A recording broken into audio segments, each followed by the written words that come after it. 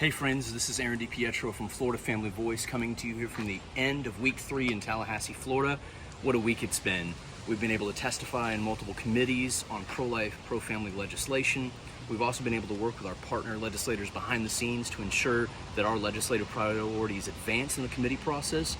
And furthermore, we've been able to work with our allies and partner legislators behind the scenes to make sure that bad legislation is either amended or it does not see the light of day in this process.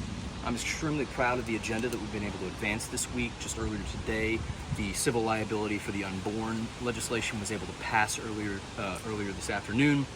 We also got to see House Bill 1255, which adds, among other provisions, fetal development education in our public schools, where children in public schools get to be able to see and experience the development of the baby in the womb, further humanizing the unborn for the next generation of Floridians.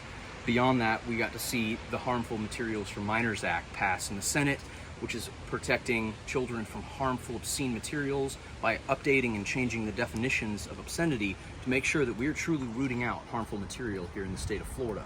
There's so many other bills that could be mentioned. The BIP legislation with Representative Blanco and Senator Rodriguez was able to advance past its first committee stop.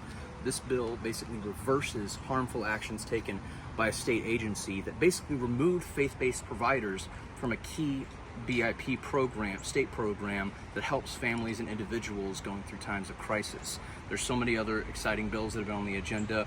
Rep. Salzman testified about earlier this week about a piece of legislation making sure that parents have access to private encrypted apps. Currently, right now, we have situations where groomers and harmful individuals can be able to privately communicate with minors through these encrypted apps. Her legislation would make sure that parents have the right to be able to access these private messaging, and in the case of a severe situation, law enforcement as well. We're extremely excited about next week's agenda. Make sure to check out our insiders reports for week 3 to find out the priorities that are going to be on the docket for next week. Again, you can find out that information at flfamily.org. That's flfamily.org. You can sign up for our insiders reports and action alerts, and you can also be able to follow us on all our social media platforms. Again, this is DiPietro signing out at the end of week 3 here in Tallahassee, Florida. God bless you all.